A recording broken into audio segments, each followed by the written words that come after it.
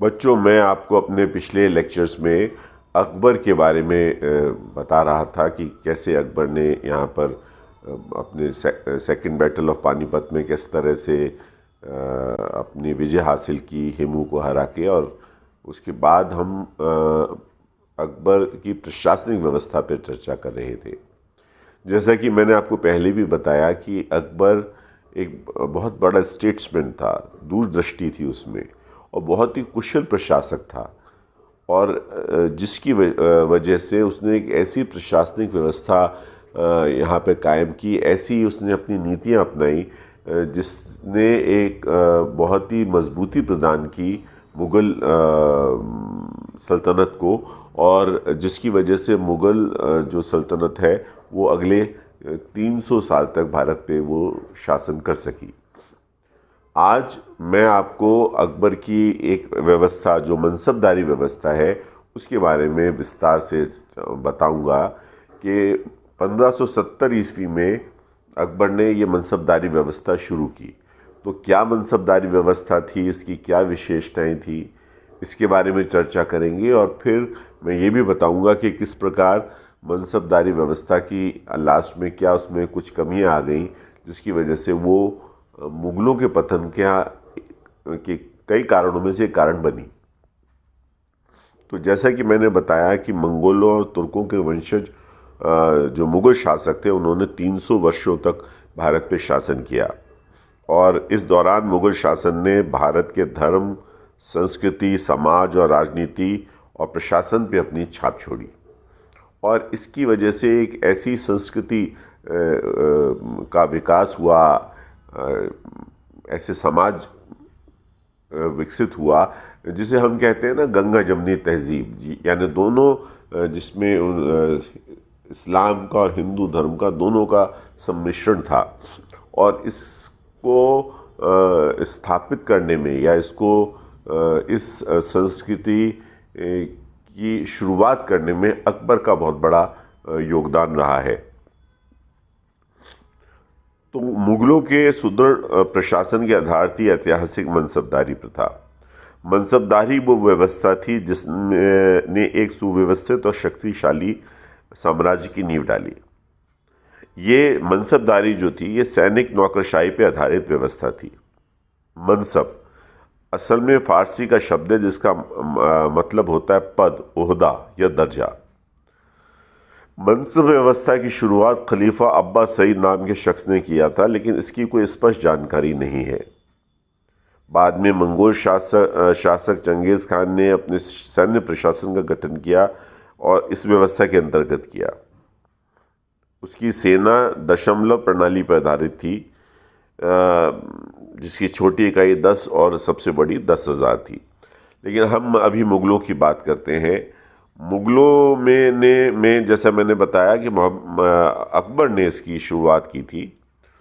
और जब अकबर ने यहाँ शासन संभाला तो उस वक्त मुग़लों की स्थिति कोई बहुत ज़्यादा सुरक्षित नहीं थी, सुदृढ़ नहीं थी। तो वो, जैसा कि मैंने आपको पहले भी बताया कि जो सबसे बड़ा उसकी चुनौती थी वो ये थी कि अपनी प्रशासनिक व्यवस्था को वो सुदृढ़ करे और वो अपना पूरा प्रशासन अपने हाथ में कंट्रोल में ले ले। और वो लोग जो उसके रास्ते में आ रहे हैं उनको वो हटाकर और एक मजबूत राष्ट्र का निर्माण करे।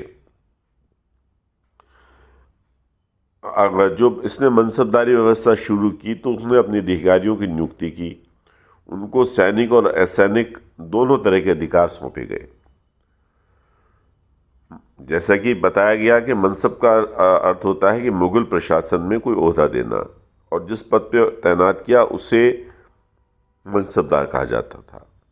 इसके 3 स्तर होते थे। पहला था उमरा, जो सबसे छोटा मनसबदार जिसे कहा जाता है। उसके बाद आता था अमीर उम्दा, ये मध्यम स्तर का मनसबदार होता था।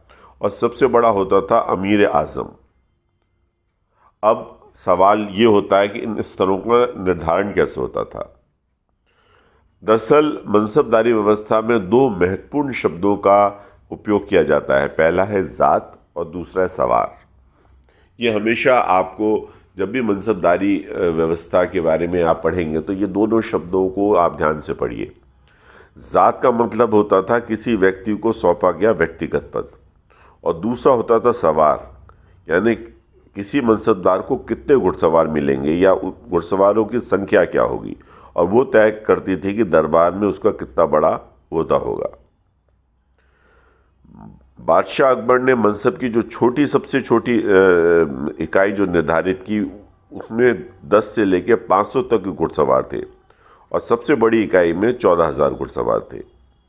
ये जो लास्ट में जो है, ये सामान्यतः है जो 14,000 घुड़सवारों की जो इकाई थी वो शहजादों को ही मिला करती थी, या बादशाह के खास जो विश्वास पात्र होते थे उनको मिला करती थी। मनसबदार दरबार में भी होते थे और दरबार के बाहर प्रांतों में भी। प्रांतों में होने वाले मनसबदारों में उस राज्य का शासक भी हो सकता था जिसको बादशाह ने जीता हो, और वे भी होते थे जिसने बादशाह का विश्वास जीता हो। इन मनसबदारों को उनकी योग्यता पद के हिसाब से घुड़सवार और सैनिक दिए जाते थे। इनका काम यह होता था कि बादशाह की ओर से इन्हें सौंपे गए प्रांतों या सूबे में सैनिक तथा प्रशासनिक नियंत्रण कायम रखना, समय समय पर बादशाह को कर पहुंचाना, और साल में जब भी बादशाह बुलाए तुरंत दरबार में हाजिरी देना, और ज़रूरत पड़ने पर युद्धों में बादशाह की सहायता करना। दरबार में इनके जो सैनिक इन्हें दिए जाते थे उसमें सभी धर्म, जाति, नस्ल और भाषा के लोग थे।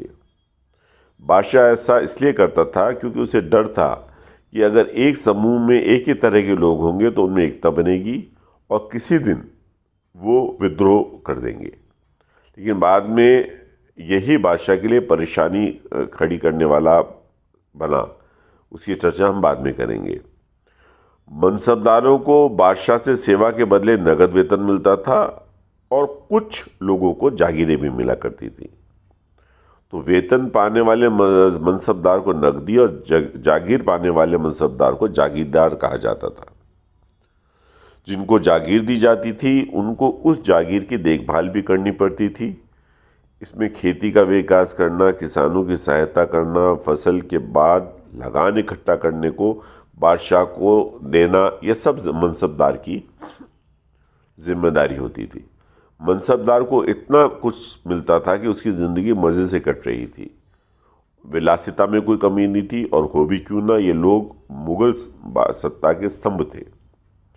अकबर के समय में जो मुख्य मनसबदार थे वो उसमें थे राजा मान सिंह, राजा टोडरमल, अबुल फजल। और राजा टोडरमल, अबू फजल तो अकबर के दरबार में मंत्री भी थे।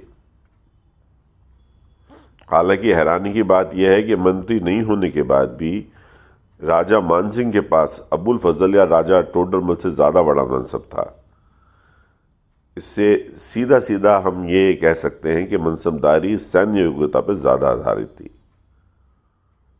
हैरानी की बात यह है कि मनसबदारी मुग़ल की नींव और ताकत हुआ करती थी, लेकिन जिसकी बदौलत उन्होंने पूरे भारत में अपना शासन स्थापित किया, लेकिन आखिरकार वह मुग़ल सत्ता के पतन और बर्बादी का कारण बन गई।